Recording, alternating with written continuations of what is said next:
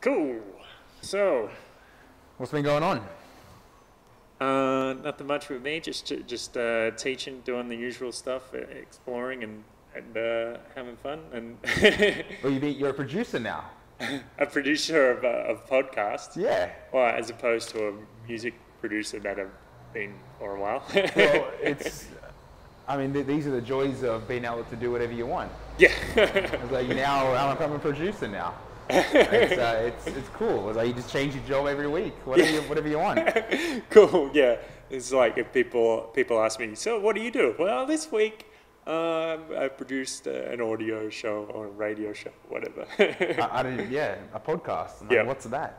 Yeah. Like I get to hang out with my friends online, talk about whatever. People can check in on me. It's good. Express my ideas. Yeah. Yeah. Yeah. Myself, I went through Interstellar last night. Yeah. What did you think? I really enjoyed it. Yeah. Yeah, I liked think it too. it kind of hit me emotionally, like where we're going, which is going to kind of lead into like what we want to talk about today. Yeah. Yeah. Yeah. Yeah, cool. Should we do an intro?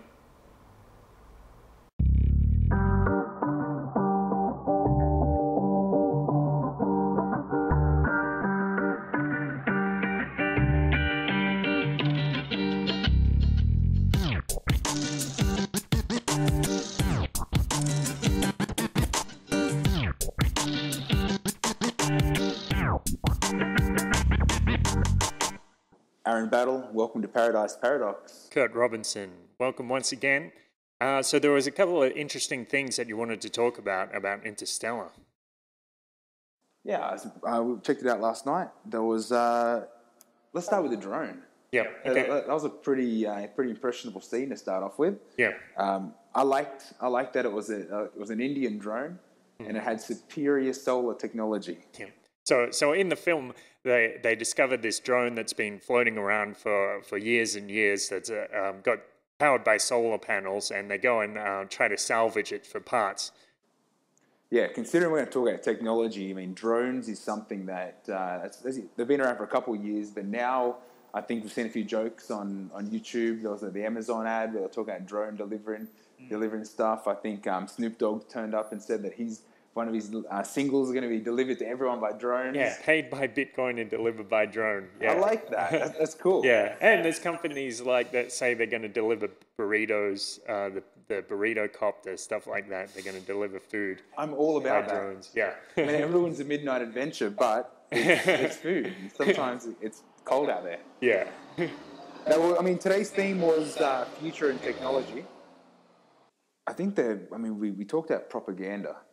I mean, that was like the first quarter of the movie was really solid in, I don't know if they were trying to undermine their own lunar landing, or whether they were, I like the fact that they were showing how easy it is to manipulate people by changing the textbooks. Yeah. So there's a scene where Matthew McConaughey is talking to his daughter's teacher, and the teacher mentions a textbook which he had given to his daughter, and in it talks about the actual physics or the alleged physics of the moon landing and how spaceships took off from Earth, like the Apollo missions. And the teacher says to him, well, this textbook is out of date because everybody knows that was propaganda encouraged to get the USSR to waste their resources. So it's interesting. I'm trying to analyze it and figure out if there's some kind of hidden meaning here, or if they're just saying it for a joke or what. Because today, of course, the accepted view is that the Apollo missions were real, that Buzz Aldrin and Neil Armstrong set foot on the moon, and the contrarian view is that it was fake to some extent. Like either they weren't on the craft, or they never landed on the moon. They just went around in orbit, or they don't like never talking left about Earth.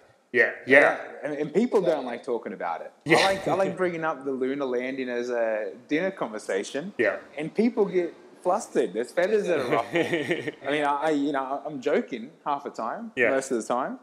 But people really, they feel like they can identify with these events. Yeah, because it's supposed to be like mankind's greatest achievements yet, and so if you say, well, was it real? yeah, they can get offended for sure.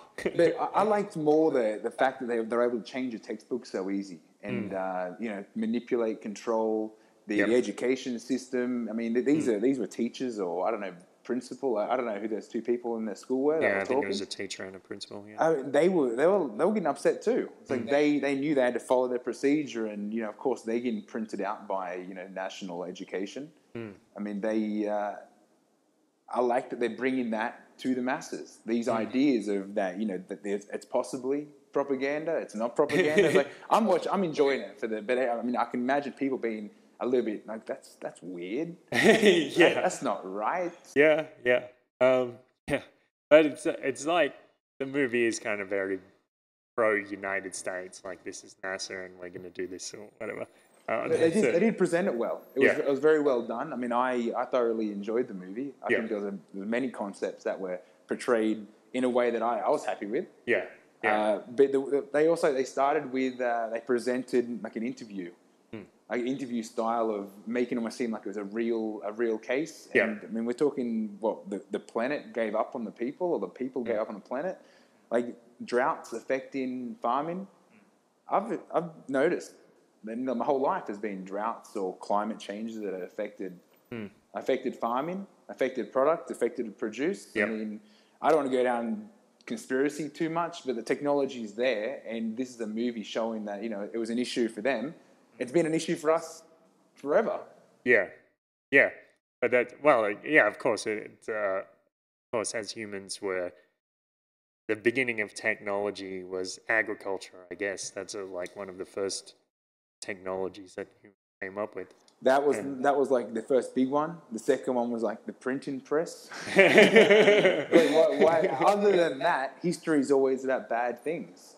Like we're always basing our history on what's history? World War I, World War II. Like that's our history. But I mean, I don't know. Looking at the movie, I thought it was cool. I thought the technology in the movie didn't date it at all.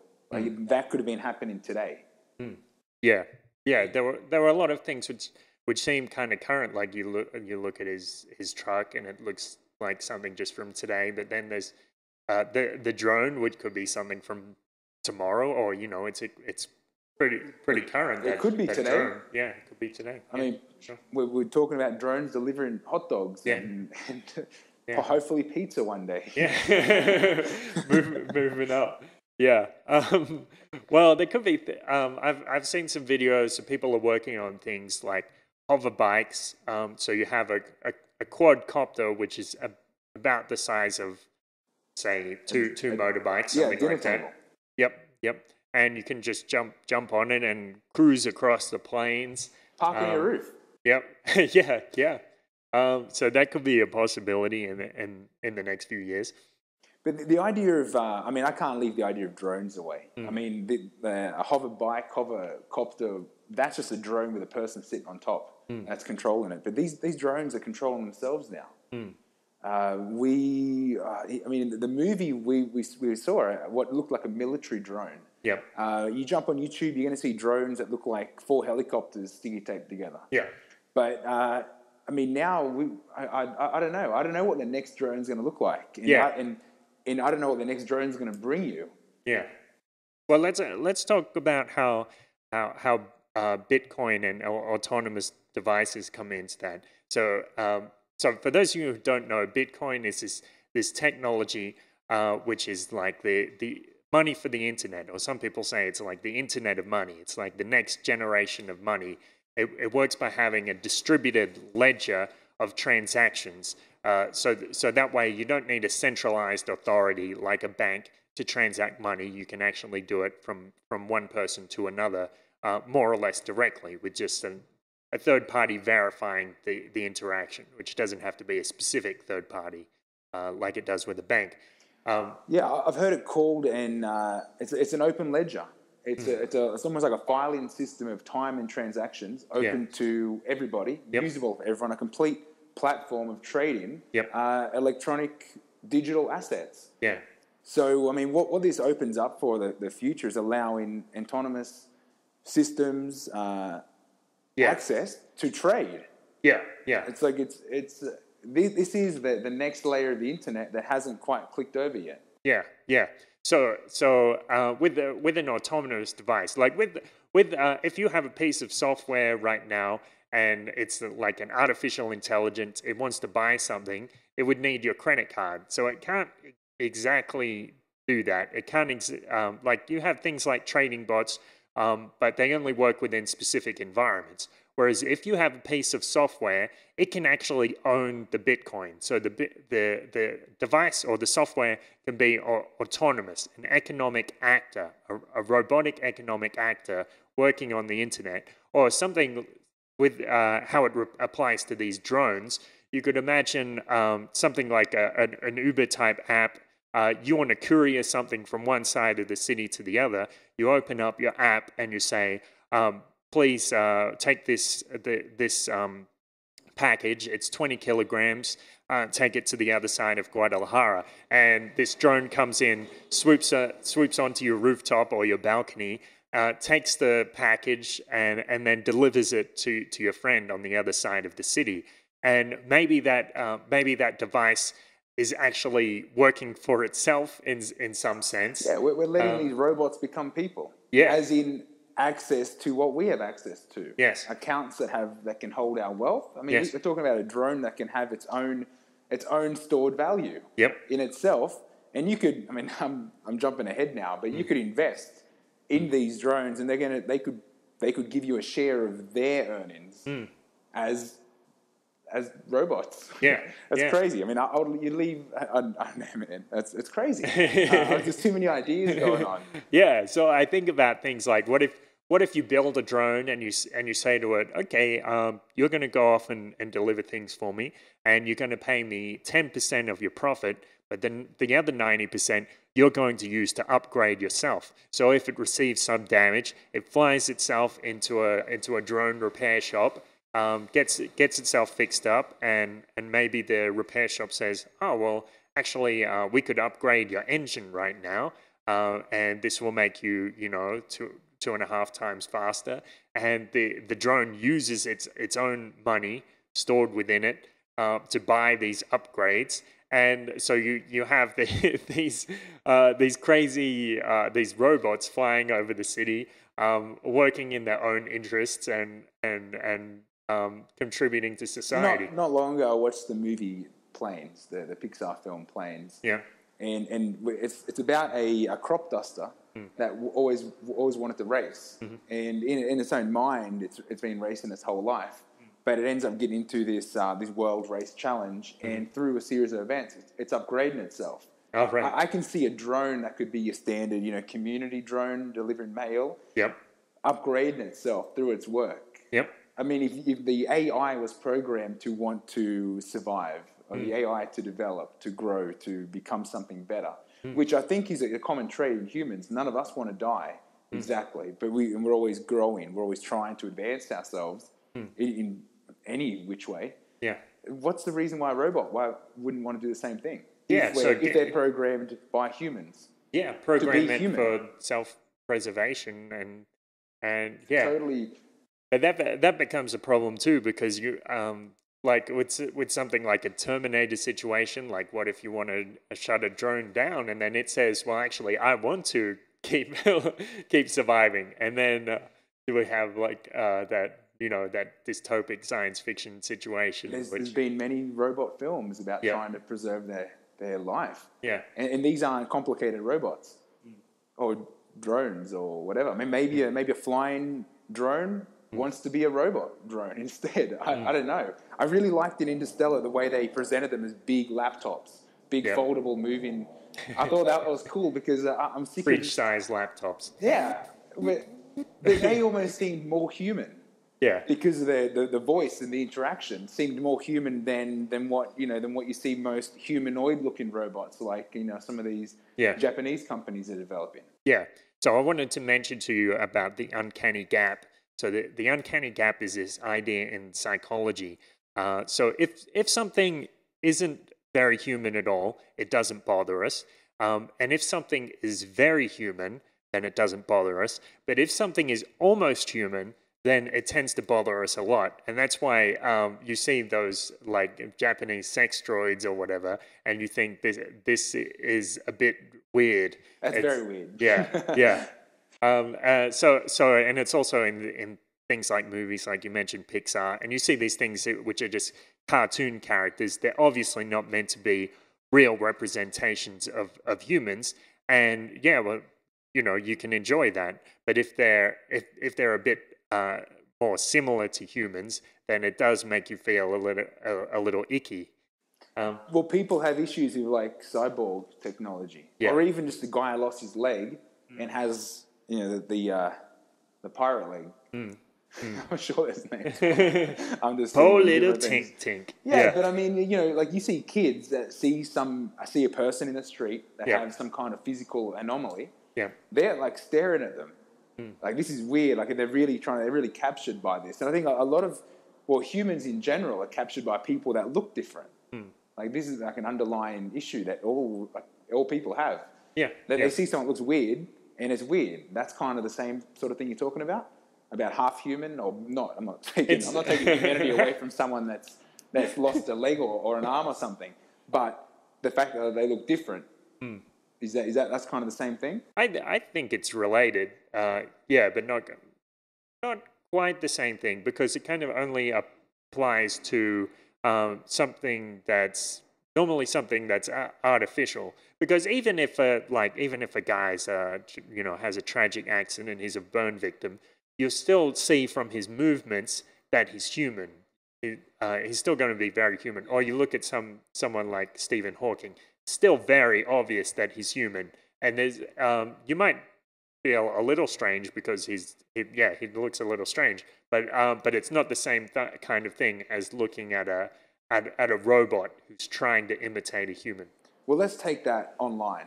Yeah, I mean, we've seen in the movie Her, the idea of an AI that is no different to, say, a human being. You mentioned a company. What's that company called? Brickworks. So Brickworks is an Indian company that provides virtual personal assistants. So you can pay like $300, $400 a month and have a personal assistant in India working for you, researching documents for you, looking things up for you, booking flights and hotels. So like an online receptionist. Yep. It's human, 100%. It's a person working. Yep.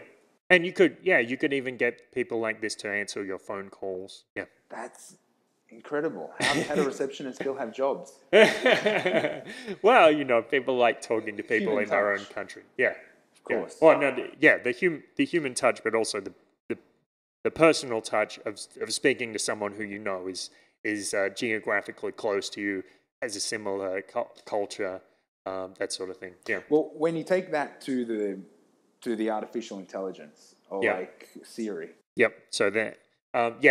So I like to call it the AIPA, the Artificial Intelligence Personal Assistant. So maybe Brickworks won't be getting quite as much work in 5 or 10 years, because we'll have artificial intelligence software which you can buy for probably a few $100s. Who will be able to go online and like prepare research for you, investigate documents for your thesis, get them to rank it for you in terms of their relevance. Yeah, you'd be sending out topics, and you want them to come back in date order, in reference order, in cross-referencing for you and everything. Yep. It's so much time saved. Yeah, so much time for scientific research and things like that. So, Well, I mean, I'm just thinking that's one job that, that's the researcher that's gained time by not having to do the research job. Yeah. So that's that job gone. And that's fine for the researcher, because we're talking about adding value to the researcher. Yep. But what happens to the receptionist that lost her job? Because now there's someone in a call center in India looking after that with their accounts, with their details, looking up their hotels, booking their flights, and giving them an assortment of different activities that they might want to do, according to the preferences that she's understood, or he understood over that time, based on their interactions. Yeah. So, this is a kind of debate that's been going on for a long time.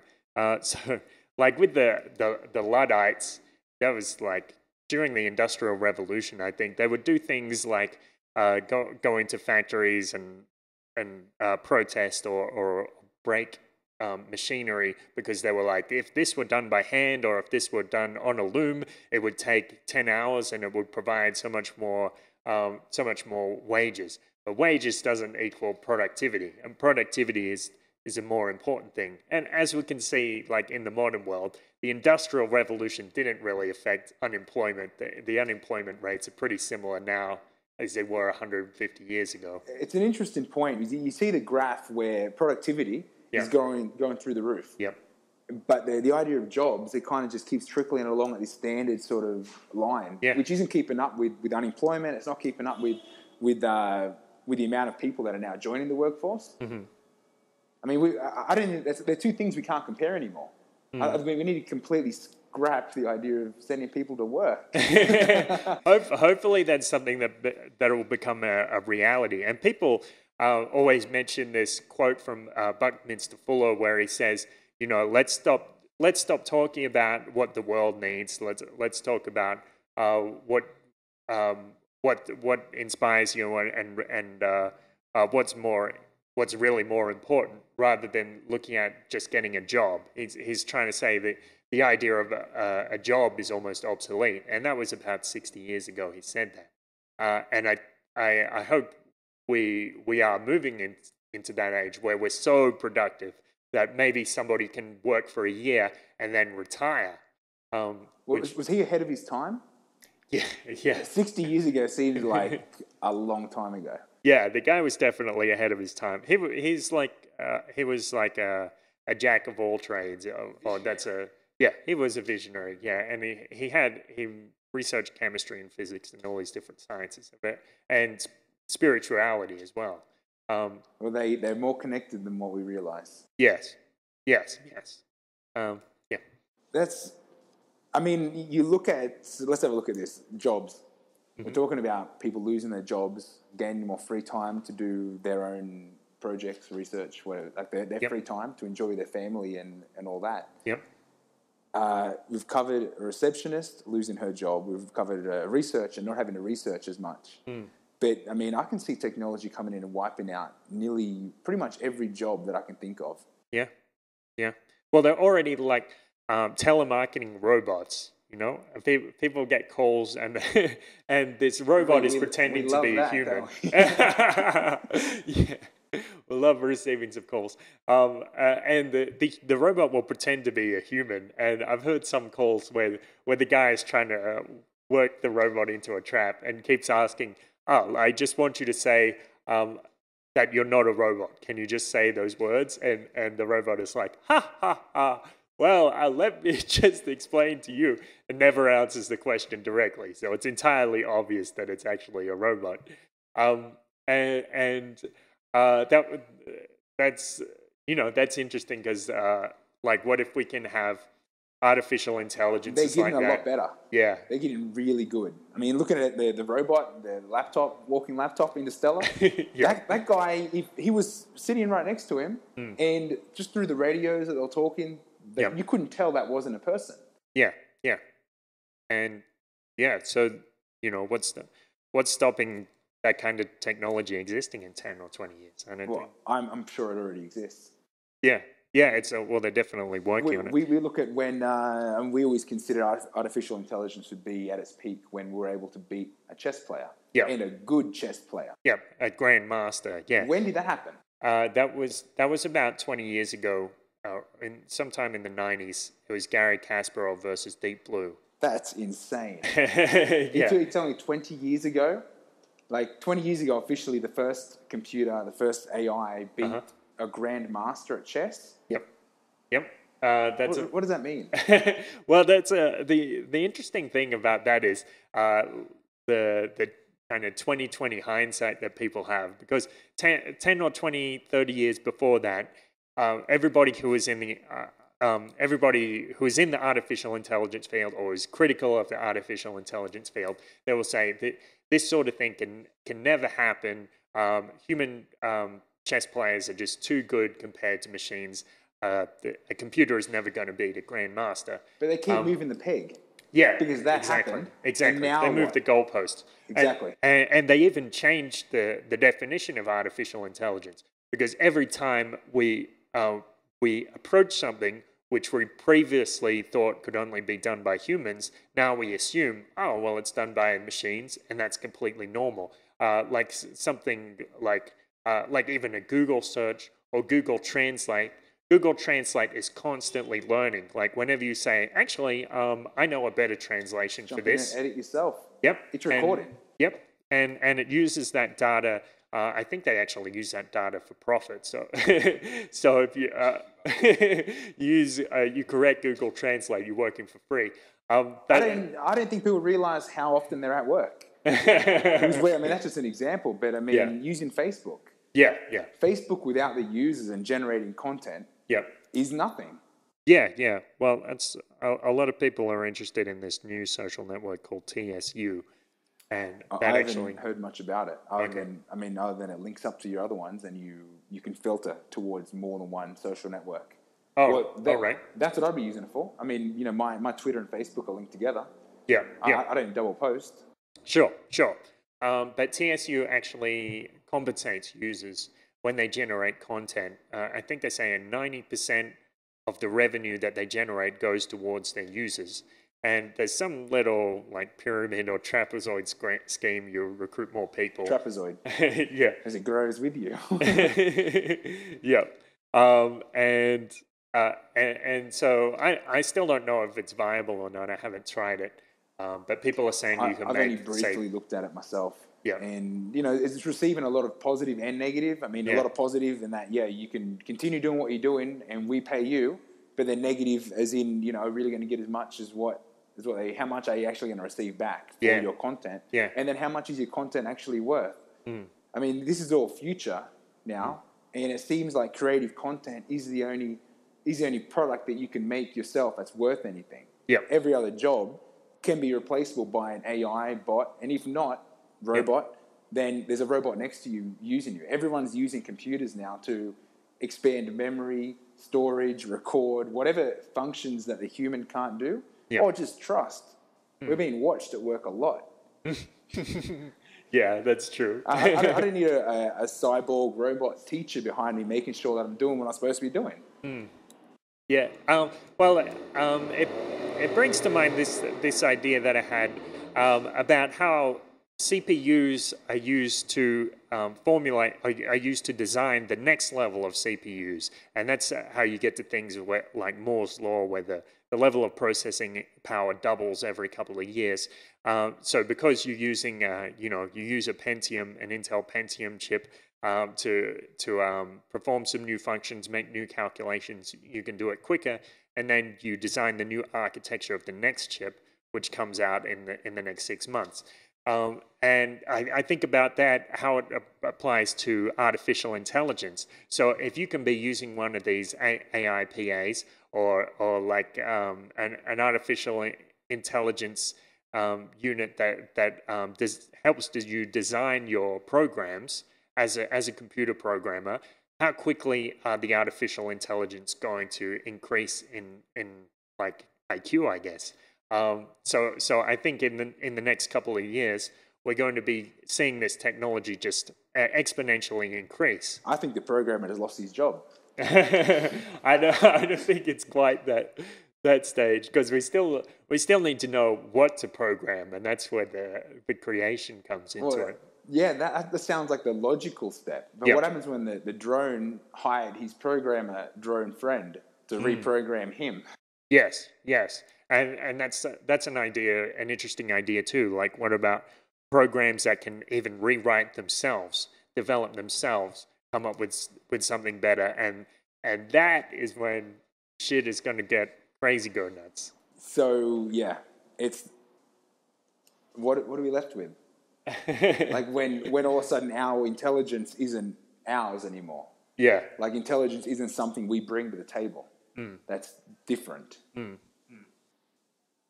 Then I don't know what the hell we do.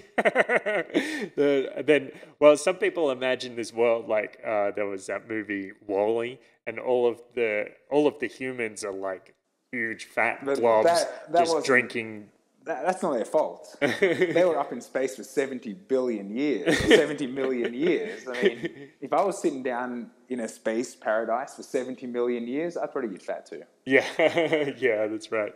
Yeah. Did you enjoy that movie? I haven't seen it actually. I've just seen some Ah, clips. man, you got to check it out. It's a beautiful story of love. It's an old style robot Yeah. that somehow had survived, and Oh, okay. he's like a little garbage cleanup robot. Yeah. And you can see the flashbacks to like the prime of the human race, reality, and this is the robot that was like last robot to be brought in that's going to clean up everyone's mess.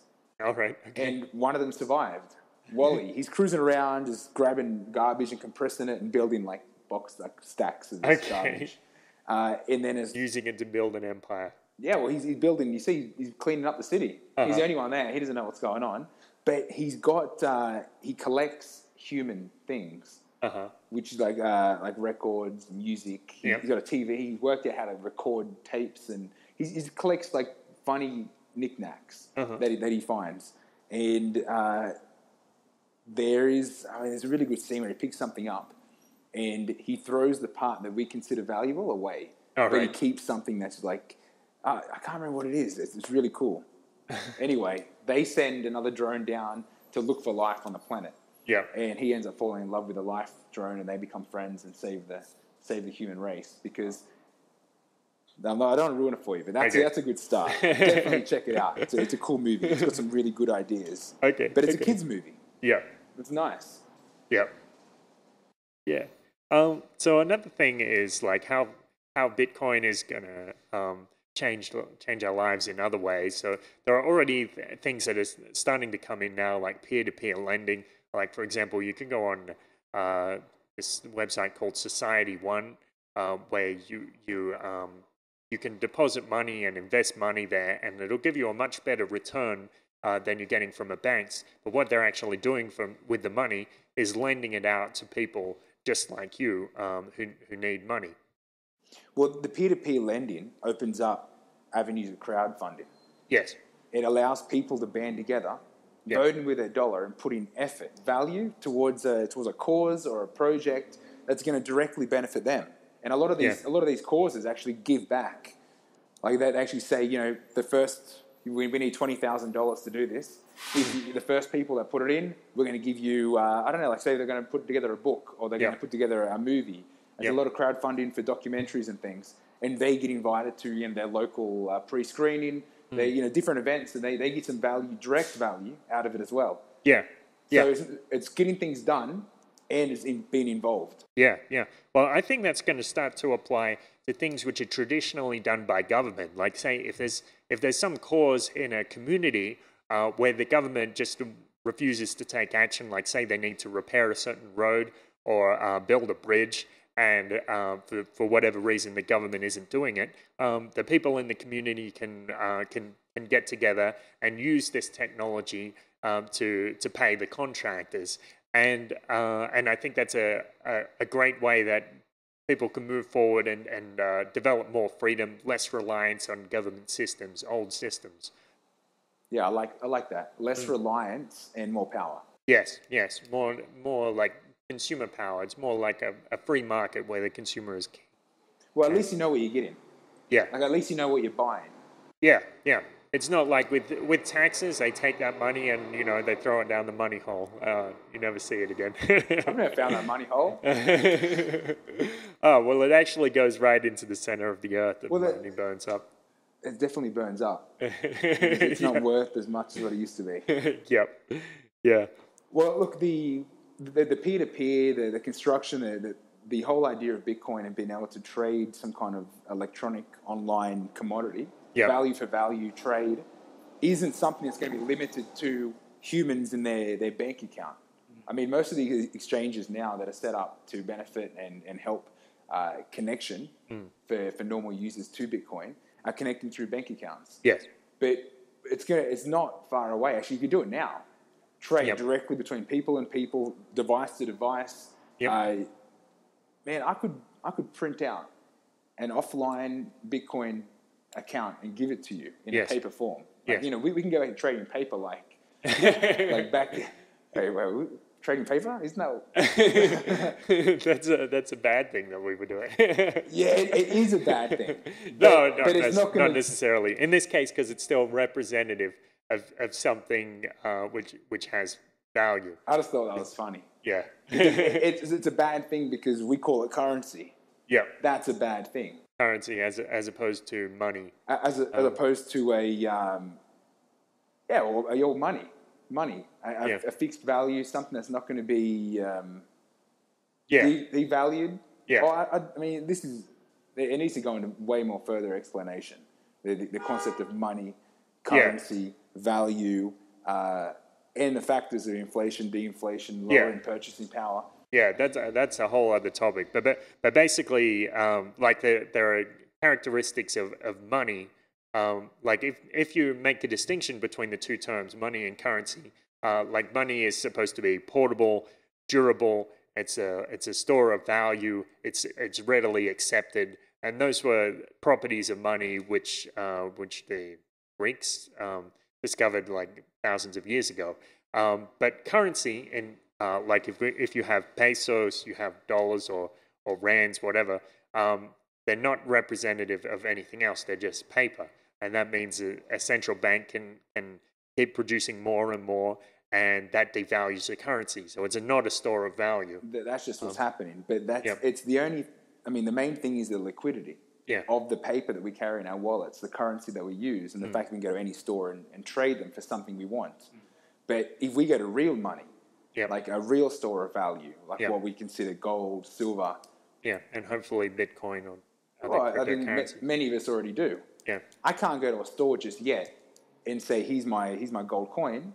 You know, I want I want 2 kilos of that, whatever that is. Yeah. Yeah. Well, not all stores. Some stores will accept. Like I've seen videos where people walk into stores in the US with constitutional money, like silver dimes, silver quarters, and they hand them over, and the attendant will weigh them and look at which year it is to determine what the silver content. That's just so much more work. Yeah, it is, but that's a problem because the money is being debased. The currency these days doesn't have silver content. This is why we can keep all the characteristics of real money and jump straight through to digital. Yeah. Like we're talking now the opportunity where our cleaning drone can now have its own online account. Yeah. It can be working for itself.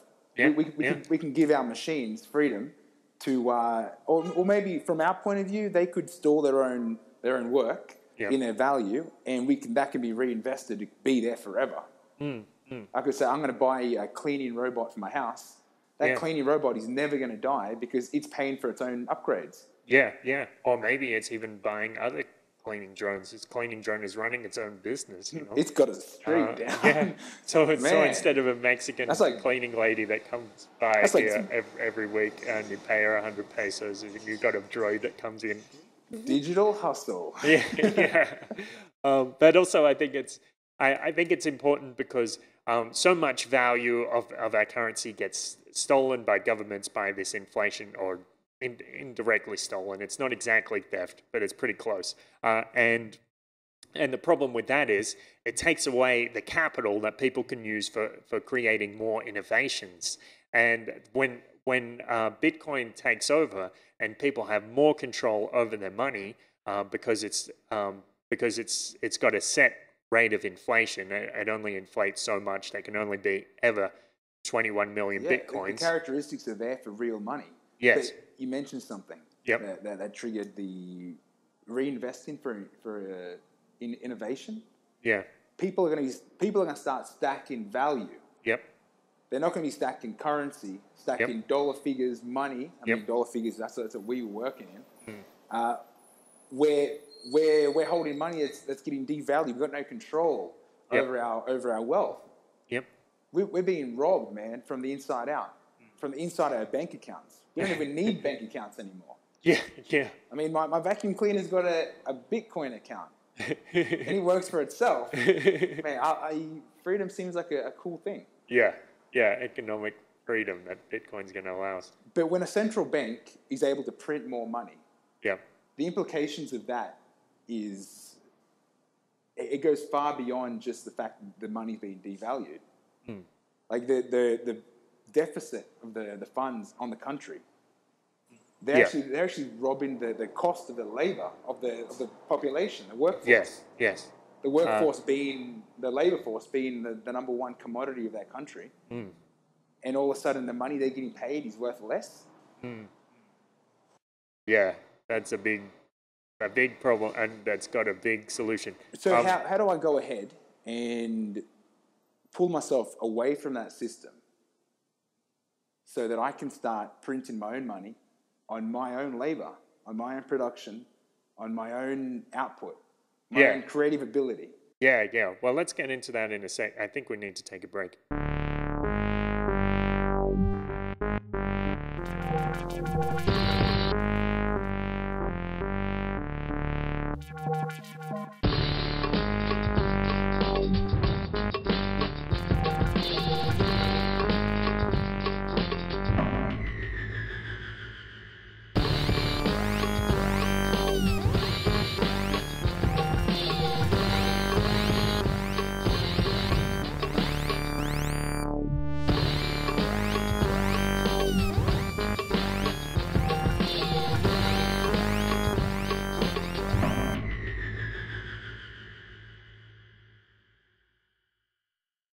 Yeah, so Tatiana coin. So that's the artist, the singer and songwriter Tatiana Moroz decided to release her own form of cryptocurrency, and that way it's like she's selling a stake in herself or selling a stake in her future value, future fame. This is something that's never really been out. You can never really do it. I mean, you can never really trust what was going to happen. Yeah. Or like if you wanted to be a publicly listed company, you'd have to spend like more than $1 million just organizing the initial public offering. Yeah, I mean, to float a company is like a massive deal. Now you're saying that anyone, well, I mean, that's what Bitcoin's opening up. I mean, this is just one platform on unlimited possibilities that this ledger. Yeah. This is a whole new world, man. Yeah. So I think it makes things a lot more horizontal, like in terms of all these peer-to-peer technologies, or some people refer to it as de-chunking. So things that are like, for example, a bank traditionally provides savings and loan, but now you can have your own savings in Bitcoin, and then you can use a peer-to-peer lending service. And instead of listing things on the stock market, you can have create your own cryptocurrency or colored coins or something like that. So more and more control gets provided to the consumer. Well, we mentioned that there's companies that set up themselves on top of social trade constructs, like insurance companies. I think we mentioned in a previous app. But now we're talking, there's going to be companies that are going to be popping up, helping you establish and set up your own coin. I'm sure there already are. Oh, you can go on there and create your own coin in like 5 minutes if you want to do that. We should do that. We should definitely do that. That's an idea. Yeah. Okay. So we can release a Paradox coin and people can buy. I'm not in a rush, but it's a future project. Yeah. That's backing yourself. That's letting other people help you. And we're talking about Bitcoin and other cryptocurrency in general, allowing you to give value to other people to let them fulfill their projects. Yeah. And receive value back, to trade the value, to just getting away from the banking system is a big step to start with. Yeah. But crowdfunding on top of that. Yeah. And then how this is going to affect government. Yeah. How this is going to affect. I don't see a future for banks. Yeah. Doing a little bit. Banks are going to be like, I don't know, like radio is now. In 20 years, some people will still be using banks because they're still comfortable with it. But how many people do you know that buy physical CDs? And I can't. But I'm sure people do. I'm sure they're CD. I see more. Banking's an industry that's changing radically. There's new terms that have been coming out in the financial industry in general. Yeah. But when you look at what you start googling like green and blue banking, ethical banking, sustainable banking, these are all completely new terms that are establishing little banks, community banks that are up and growing based on these kinds of technologies, and more so these ideas. Because a lot of these banks are still using a currency or money, are still operating in the same currency. They're still operating in the same world, offering the same services other banks are, but they're just carrying themselves a little bit differently. Right. The idea of ethical banking, it makes me laugh. When has banking not been ethical? Why do you have to call it ethical? Yeah. I mean, there's a bit of emphasis there. Like the chicken nugget example it's golden. So the chicken nugget. So it comes up on a few years ago. Chicken nuggets come up saying, now with the 100% chicken breast, and you have to ask what the hell was in it before. But we know what was in the banking system before. There was corruption, and people talk about the honky shonky banking corporation who launders money for cartels here in Mexico. But I mean, not that I have anything against people making their living selling pharmaceuticals. These are all functions of society. Yeah. I mean, this is basic Austrian economics, right? Yeah, supply and demand. People want to get high, and people sell that what it takes to get high. So that's fine. That's fine by me. I've got no place to impose my beliefs or rules upon anybody. And I think opening up these systems and allowing you to do it, to follow you and what you want to do. Yeah. And if that's through, I think producing content is the number one resource of this new world. Yeah. I mean, if you're not producing your own creative ideas, if you're not following your own spiritual callings, then you're doing something you're not supposed to be. Yeah, yeah.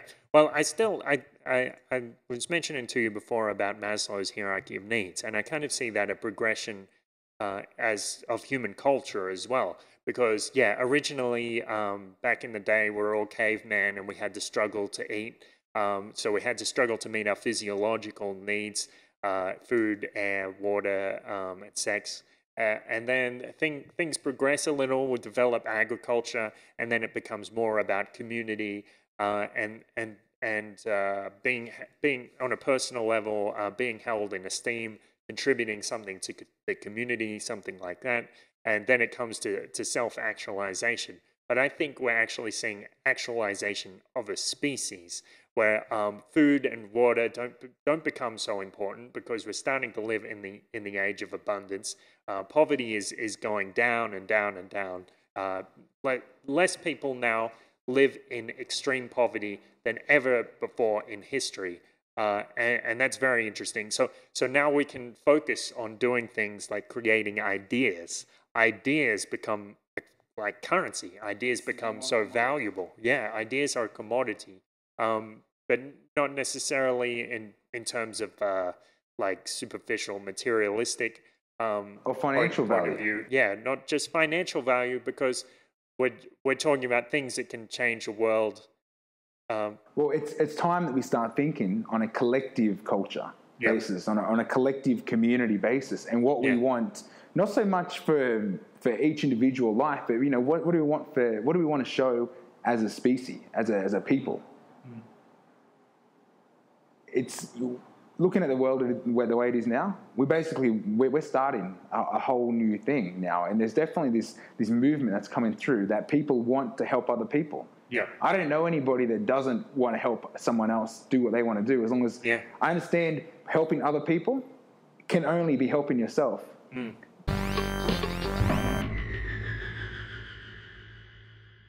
You are able to experience all time and space in the same realm. Across, you can travel time, you can travel space without limitation. So we can all do that now. We can? Yeah. Okay. Okay. I can be here and I can be there at the same time if I'm able to expand my empathy, project, use my creativity, my imagination to what you're experiencing. Yes. You know what I mean? And in that way, there's like, I could imagine the compass, how the compass moves to wherever it is, but it's the same compass. And if you took a photo of the compass here, it would have this true north, right? It would have north here. But if you move to the other side, or if you move to somewhere else, you would see the arms move to wherever you were moving to. Yes. So, but it's still the same compass. As in, the human being is still the same human being, just expanded. They're expanding superimposed realities on top of each other. And that's what I really liked the way the movie was able to explain, which I think is the underlying feeling of what we're experiencing now, where people are moving towards, I don't like my street the way it is. Why is there garbage over there? Yeah. This is my street. This is my community. Right. This is my world. Yeah. Like, I'm taking it all. You know what I mean? Like, I'm going to step up and take responsibility for my world. And I can see institutions that aren't helping my people. So lead the example. Set yourself up with something else, with another way of thinking. I don't know, we've gone too far off there. Yeah, I think we've strayed a bit, but I think that's a quick, interesting view of like the spiritual or interpersonal, and more enlightened view of our species that we might gain from technology. Well, I think that's where technology is going. Yes. It's linking us together across the world, and all of a sudden issues that are affecting other people are affecting me. Yes. Because I could be that person. Yeah, Not that I am that person, but what's stopping that issue from coming here? Yes. Let's just get rid of the issue to start with. Yeah, so it's kind of like studying history. Now we can study the current world all over the world at once, and we see, we ask those questions like, if that's happening over there, how is it affecting us, It's the same thing it was like any issue. You look at hunger, you look at war, you look at conflict. Yeah. These issues aren't in this room right now. But what's stopping them from joining this room? If we let them be a reality in the collective. Like if you with me? It's like the fact that this is kind of like the idea of human rights, and I hear people say this sometimes. Like for example, I was at a concert. We're talking about Aboriginal rights in Australia and the problems with the Northern Territory intervention, and one of the speakers said, if they can take away our rights, they're going to come for yours next. That's going to happen. So, and that's why it's so important to defend even your enemies. But we're getting so far. I don't think we're that collectively. We're definitely not there yet. Yeah. But we can see that it's an awareness that's changing. Yes. I think people are much more aware of people on the other side of the globe than they were just a few years ago. And that's and this is a byproduct of technology. Yeah.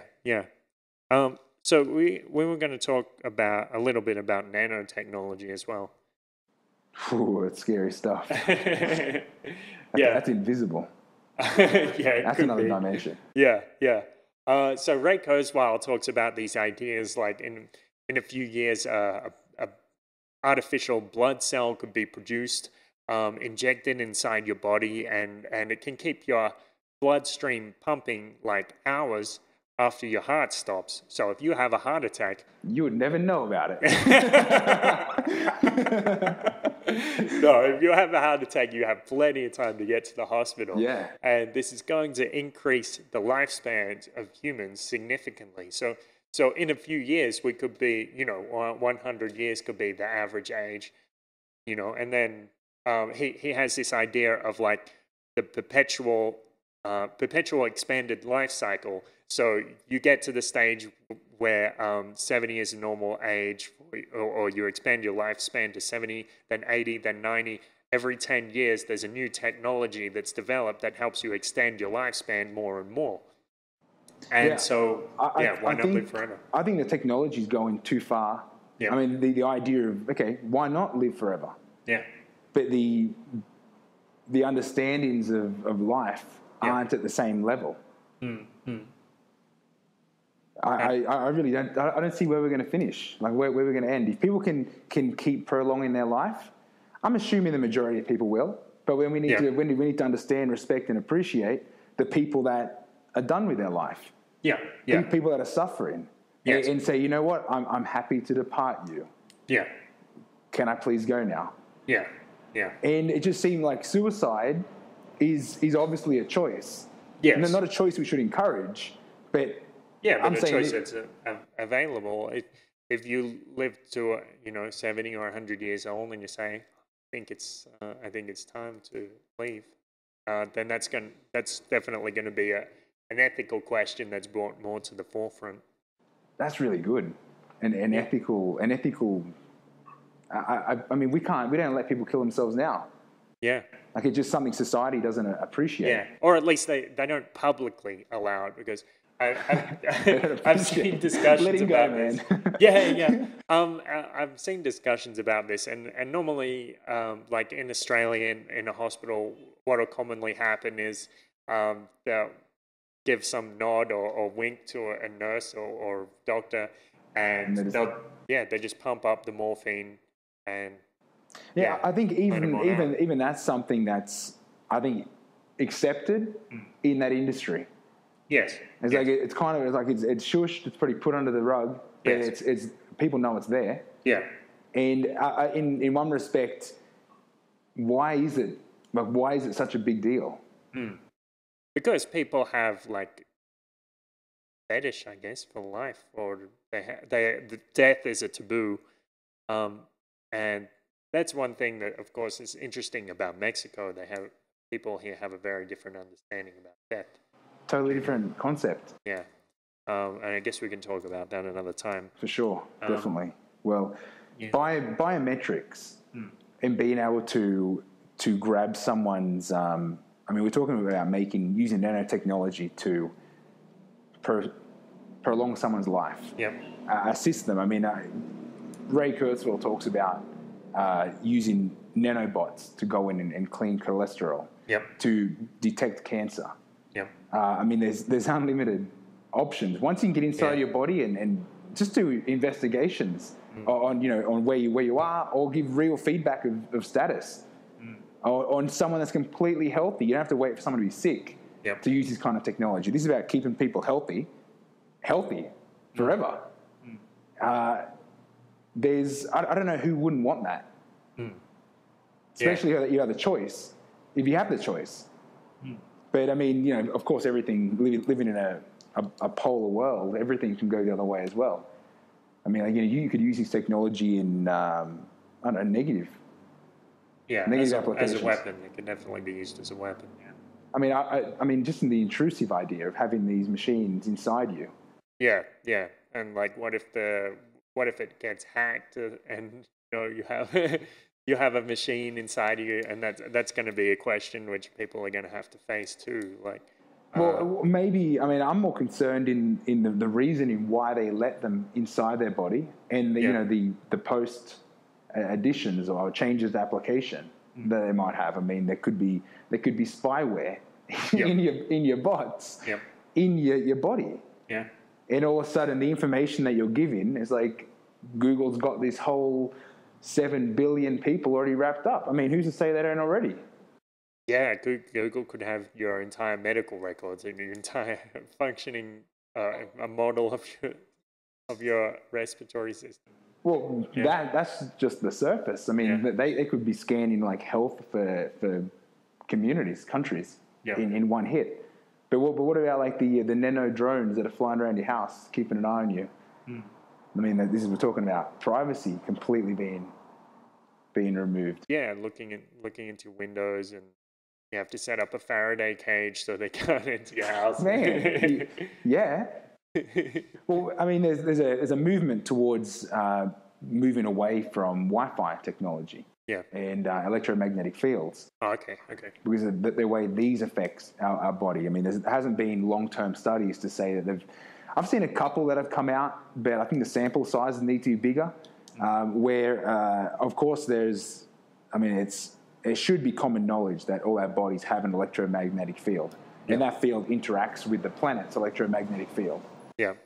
But what our technology is doing to interfere with that, I mean, the only real negative outcomes that we can see, that we've seen, are when all of a sudden all the fish beach themselves, or we find, you know, a pod of beached whales that through their, you know, Okay. I mean, I'm not sure if Okay. that's affecting it, or when, you know, Yeah. when we've seen cases where Yeah, it's like been birds just drop out of the sky and yeah.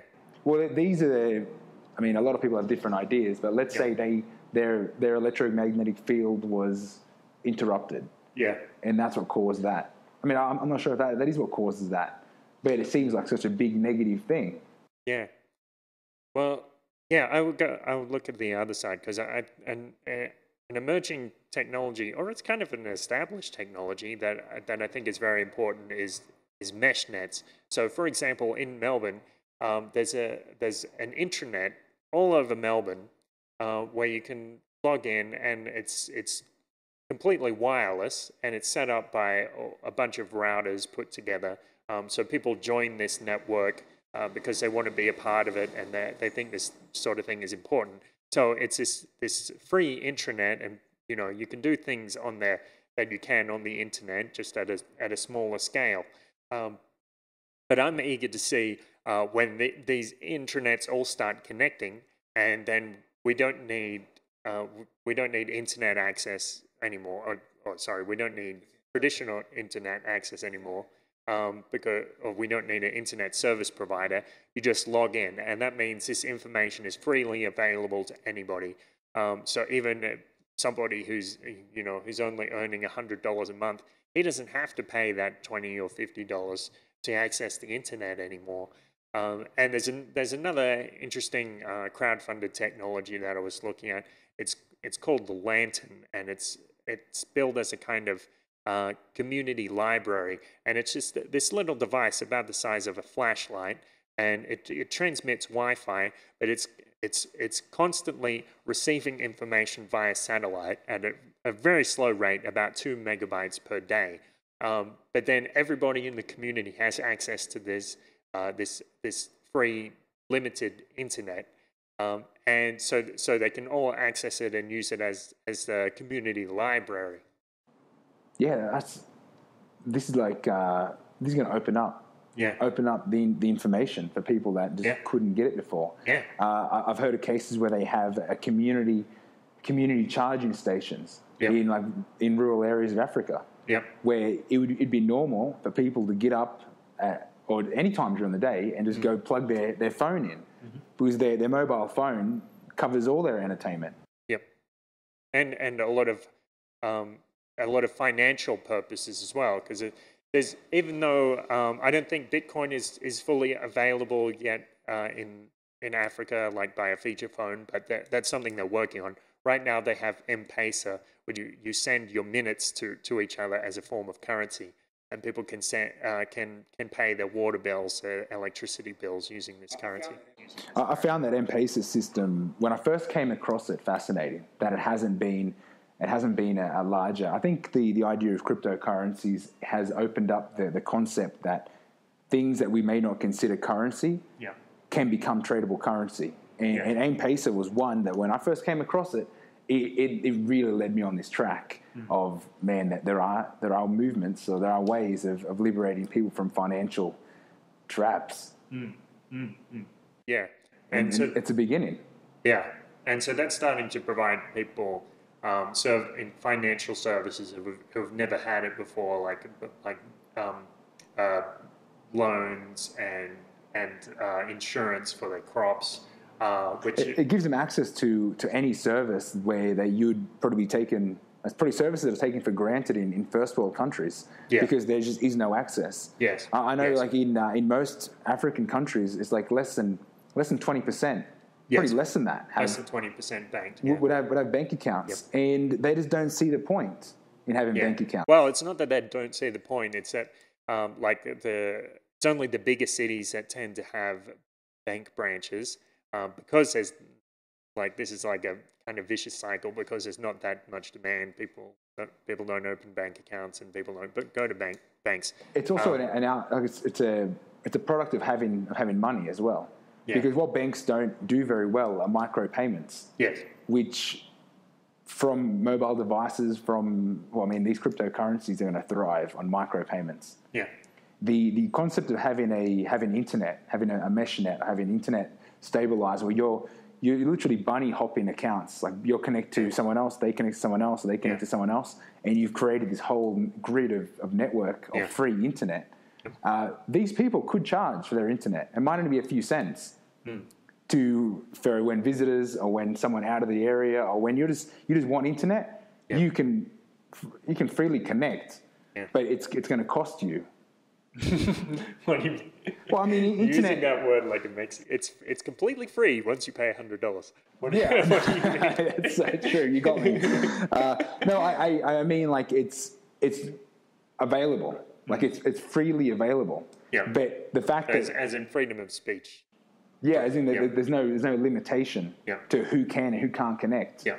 But the service itself will have a fee just to keep the service, because I mean you can't have a service open adding value without receiving value. Oh, but you can. That is not exactly, because in this case, it's like for example, I'm trying to think of the analogy. So the internet at the moment, you can have a server and your server has a couple of connections to different points, and people send data through your server. It's called, they used to call it point-to-point protocol. So we can demonstrate this now. Like we use a little utility called traceroute. Like if I put in traceroute google.com, it'll tell me all the leaps that it has to go through to get to Google. It's quite good to see how far it goes. Yeah. Not where you expect it to go, and then come back. And so it's just hopefully it's going to be the same thing when meshnets take off, which I'm pretty confident they will. Oh, without a doubt, it's definitely something that's right. It's right here. It's just about to be turned on, because there's no reason why everyone's mobile phone couldn't talk to each other all the time. Yeah, exactly. Like Fire Chat. Yes, Fire Chat's already there. Yeah, it's here. Yep. That's exciting because I mean, from a financial point of view, as in everyone needs to share the value of what it is. So for me to have my router turned on and at the front of my house to give it to my other neighbors or other people in the street, what's stopping people from creating a token, some kind of traded value of, we can call it a meshnet coin or a meshnet token, and this is something that when people borrow your internet, you receive these coins. Yeah. When you borrow someone else's internet, you pass them coins. If it's necessary, I don't think it'll even be necessary. I don't. Looking at it, I don't think it will either. Maybe in the beginning, but I don't think it will be a big deal, because people are willing to put that service up there because they get something from the network being there. They use the network, and they don't need to manage exactly how much money they. If it was going to be there anyway. If it's going to be there anyway, then you're right. There's really no point. I mean, you look at, even here, you go to log online, there's like eight different networks you can connect to. Yeah. All varying strengths, but either of them would give you the internet if you could connect. Yes, and they all connect to each other and free internet for the world. So what's the issue with that? Is it because they're not autonomous? Well, the issue at the moment, as far as I can tell, is just that people don't they're really know about it, and they don't want to share their shit.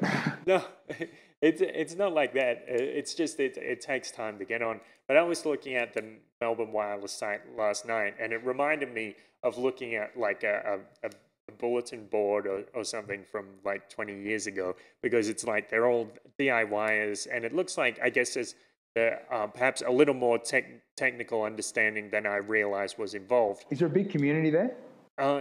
Yeah. I mean, there's probably hundreds, maybe thousands of people there doing that. That's a good start. Yeah.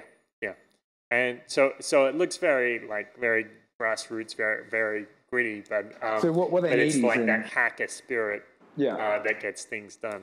They need some kind of user interface that allows you to. Yeah. So it's like a similar thing with Bitcoin. Bitcoin isn't quite primed yet for mainstream adoption because of the user interface issues. Like you have to put in this long string of characters to send money to somebody. When are we going to change away from that? Because I know a lot of people talk about the Bitcoin landscape like the internet back in or Yeah, the 80s or early 94, yeah. 90s, or you know what I mean, like where it wasn't user friendly. I think Yeah. that was because people never had technology. Yeah. The technology is in abundance. Everyone Yeah. can use it. Yeah. It's just the nice way of being able to trade isn't there yet. Yeah. Yeah. So I want to talk about the work of Luc Montagnier. Yeah, man, throw that down. So Luc Montagnier is a Nobel Prize laureate. He won the Nobel Prize for isolating the HIV virus. So before that, people didn't really know what caused AIDS, or what did they used to call it, GRIDS, like gay It didn't even have a name. disease. Like it wasn't even Right. a real Because disease. they didn't know it was a virus, so he isolated the HIV. The interesting thing about this is how his recent research, he had to quit France and go to China because China seems to be more open-minded or more willing to give money to wackos. I don't know which. And so his ideas may, or his experiments may have some implications in terms of some alternative medicines like homeopathy. So when you talk to somebody who's a skeptic or someone who's well educated, the normal criticism that they bring up about homeopathy, some of them will say, it's impossible, it cannot work. They say because these chemicals, that is the molecules, are the same, and once you dilute something, like with a drop in a swimming pool, something like that, and then you take a thimble from the other end of the swimming pool, there's not going to be any molecules of that substance in that thimble. But my question would be, posing an analogy, something like the difference between butane and methane. So butane and methane are two separate molecules, two separate chemical compounds, but they're both made of hydrogen or carbon. So if I looked at it from a reductive perspective, I would say, well, how can they be different? Obviously, they're the same. They're both carbon and they're both hydrogen, nothing more. But of course, then there is something more, because this is somewhat a fallacy of composition, because they're just looking at the parts. They're not looking at how those individual parts combine. Mm-hmm. So something like butane has a ignition point of 405 degrees Celsius. Methane has 580 degrees Celsius. They have separate properties, even though they're made of the same parts. So my question would be an analogy to ask that about molecules. So yes, molecules, if you have one glass of water and another glass of water, yes, they're both H2O, but does that mean at a molecular level, does that mean that they don't have some other structure that we don't know about? Just like somewhat analogous to an atomic structure, a chemical structure, I should say. So the work of Luc Montagnier, he did this experiment with DNA. So to give you a basic rundown of the experiment, he took DNA at a high dilution, and he put it in a test tube, and next to it was a test tube of pure water. Now, from the DNA sample, he could look at the electromagnetic radiation that it gives off at this high dilution, and from that there was a kind of signature of the DNA. So he put these things in like a Faraday cage or electromagnetic proof box, and then he pumped 7 hertz of electromagnetic radiation through them. And what he found after 18 hours of being in the box, the signature from the DNA was detectable in the second test tube, the test tube of pure water. So some people, when the experiment came out, they described that as teleportation.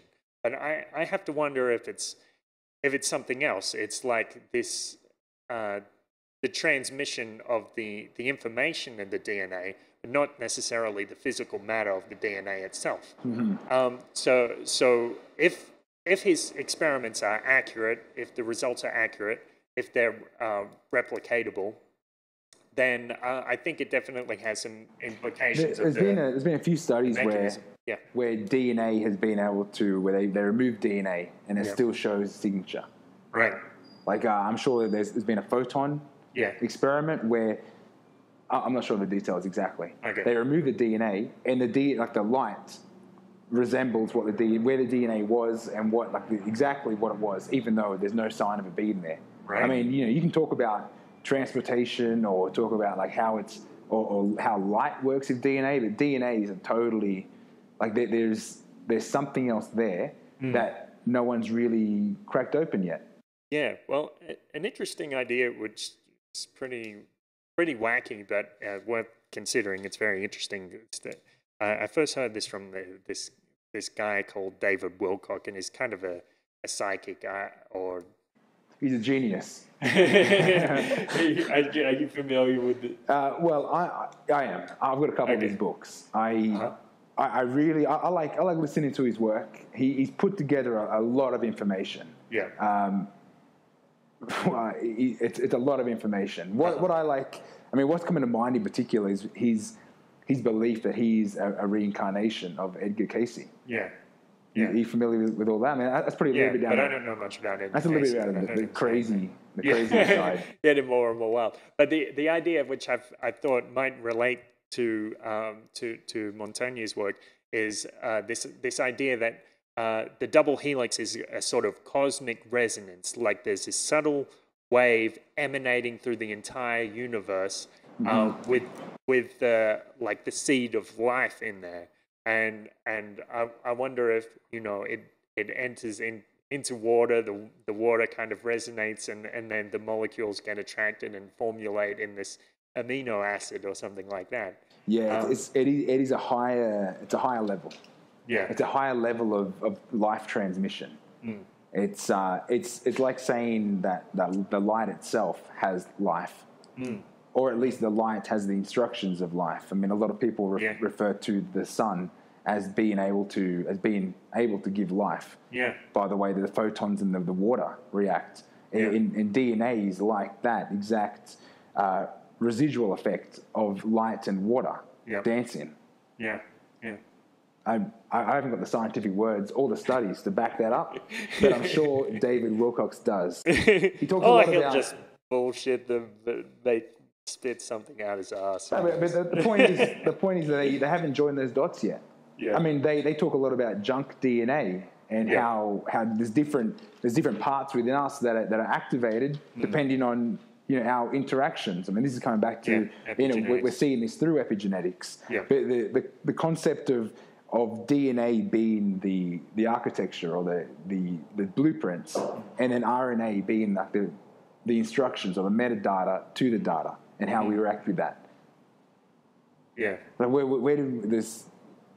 I'm not too sure exactly if anyone has put that together well enough to educate anybody on what that means spiritually. I mean, they haven't joined it. They haven't connected the science and the spiritualism together yet. I mean, there's scientists like Harameh Nassim that talk about the toroidal field of the electromagnetic heart and how that interacts. I mean, that all goes into the human resonance, the morphic fields. I know you want to say this because there's so much more in it to cover, but DNA itself has hidden secrets. Yeah.